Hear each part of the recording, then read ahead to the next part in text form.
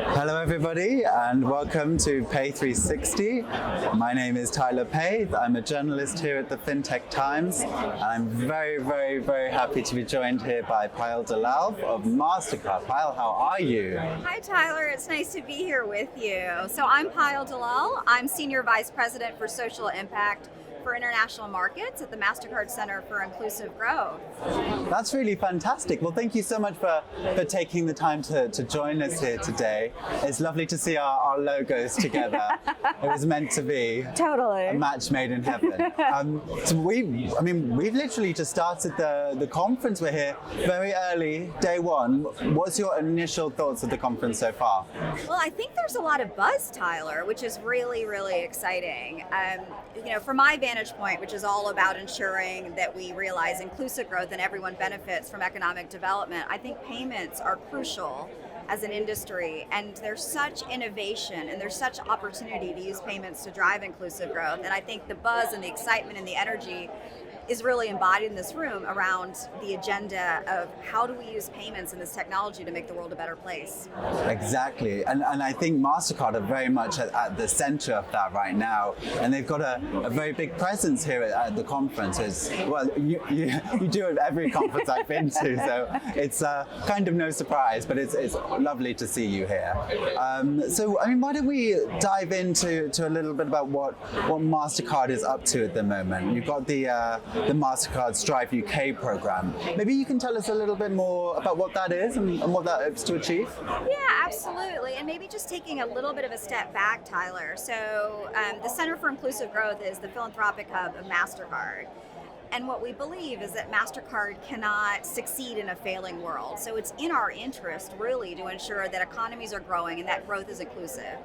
And for us, the real lifeblood of economies is small businesses. So 2 years ago, in 2021, we started the Strive programs, and they're all about bolstering the resilience of small businesses and helping small businesses weather the volatility that currently is a condition of our times. And we started with Strive UK, which is a program all about helping small businesses here in the UK not only increase their resilience financially, but also get them back on the path to growth using technology as a tool. That's really interesting. I think it's such an innovative approach that Mastercard are approaching. But in terms of the program itself, what made it like a necessary solution to supporting small businesses? Yeah, absolutely. So look, the pandemic, Tyler, was really hard on all of us, but it was especially hard on small businesses for a number of reasons. One, there were of course lockdowns, so brick and mortar retailers had to close doors. Second, consumption patterns changed. All of a sudden we had to go online. And so what that brought was a whole set of challenges to small businesses. And we saw that the number of small businesses that were failing at an astronomical rate. The global numbers were around 45% of small business were at risk of failure.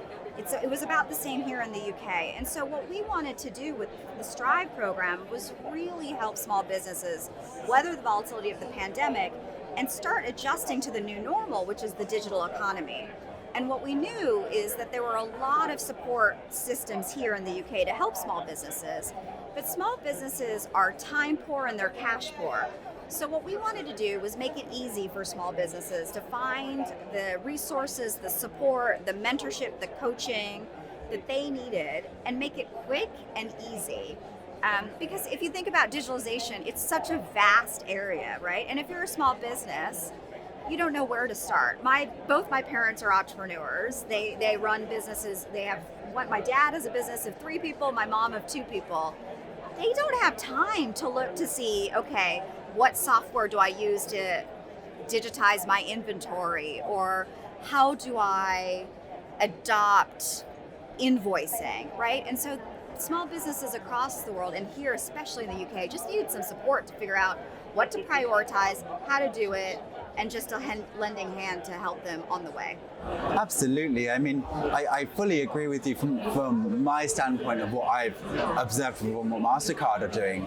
You know, if I had a small business, as you said, with your parents of just a few employees, I think above all, I'd be looking for a solution that had everything. Do you know what I mean? You don't want a fragmented, assistance. You want everything all in one. Exactly. You don't have time to go to 14 different websites or make 13 different phone calls, right? You just want somebody to tell you, okay, here's where you are in your business, here's what you're looking to do, here are the top 3 things you need to do, and here are the places to go, right? And the important thing for us, Tyler, is we didn't want to reinvent the wheel. So what we've done is brought all of the resources that exist in the British ecosystem to help small businesses in one place. So that way, local councils, other corporates, government initiatives, all in one place, so that a small business only has to go to one website, fill out a short questionnaire, and then be signposted to the right resources and support. You're absolutely bang on, and with this sort of like digital transformation, we see a lot of like the end consumer, the experience is really, really important. But I think what Mastercard are really touching upon is that experience is also really important for the business as well. So, I mean, this is a well-established initiative right now. I mean, can you tell us a little bit more about what impact it's really had?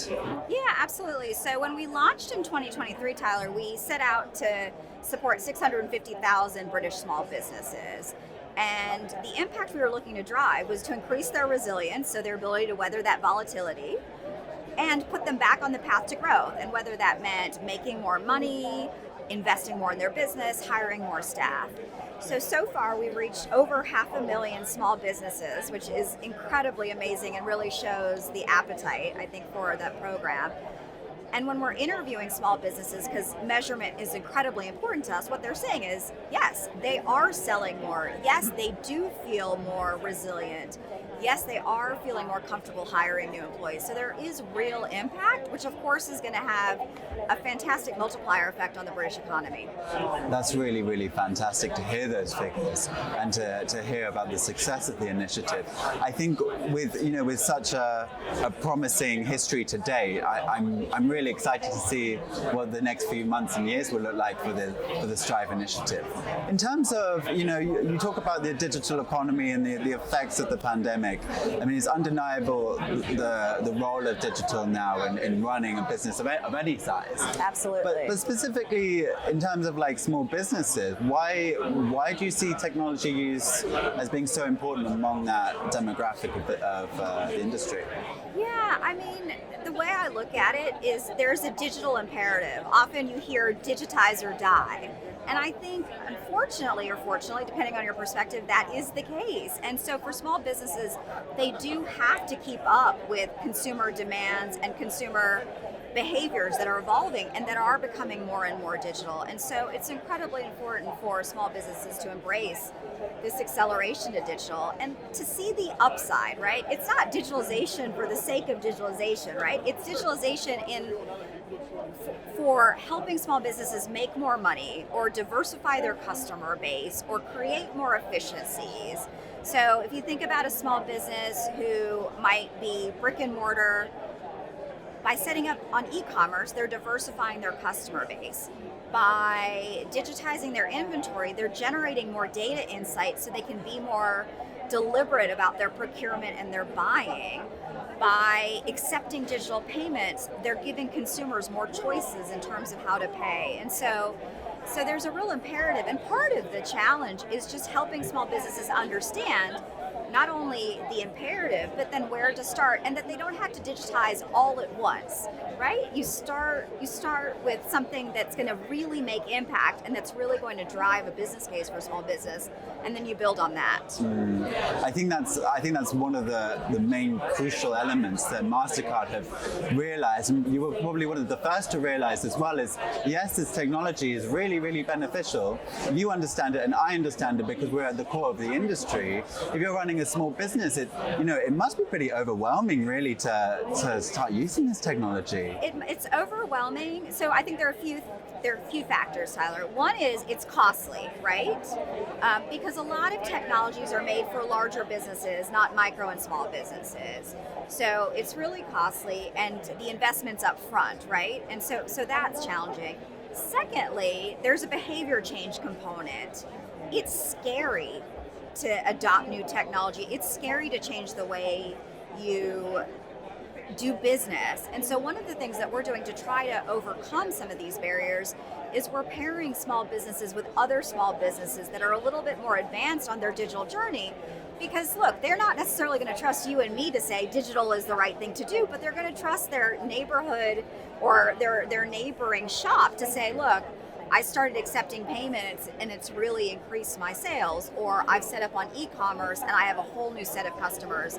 And so really helping small businesses connect with each other and peer mentoring themselves we found really effective. And this is especially true with women-owned businesses and minority-led businesses, because we have to recognize that minority-led businesses and women-owned businesses have been farther left behind by the digital economy. And there are endemic issues around trust. And so how do you help these populations really have the opportunities and the tools and the resources to set up to succeed? So one of the things we're doing is helping minority businesses build boards of advisors to give them that kind of social capital and the human capital to be able to embark on their digitalization journey. And that's a fantastic example of Mastercard putting its money where its mouth is, really. You see a lot of people aiming for inclusion, but actually putting it into action in such a way, it's really, really promising to see. But in terms of, Mastercard's role in delivering inclusion and delivering diversity, and above all, delivering the digital economy, what do you see as the private sector's role in delivering that job? Is it not more of an initiative for the government? So I think the challenge and opportunity for inclusive growth has to be a multi-stakeholder effort. Of course, there's a role for government, and the government has really important programs helping small businesses like Help to Grow. But there's also absolutely an imperative for private sector to get involved, not only to support programs and initiatives philanthropically like we're doing, but also to create the right product set for this population. And of course, there's also real need for civil society to get involved as well. And of course, merchant associations and chambers of commerce. It's such a large challenge but opportunity that it has to be something done in partnership, because look, the private sector is really good at innovation and speed. The public sector is really good at scale. And so when you combine these together, you go fast and far. That's so fantastic, and Mastercard is really at the center of all of that collaboration and all of that innovation. So it's been really a pleasure to speak with you today, Payal. I hope you enjoyed the rest of the conference. We're still in early days, so we should be able to catch up a little bit later. But thank you so much for joining. Thanks, Tyler. It was so great to speak, and look forward to seeing you again.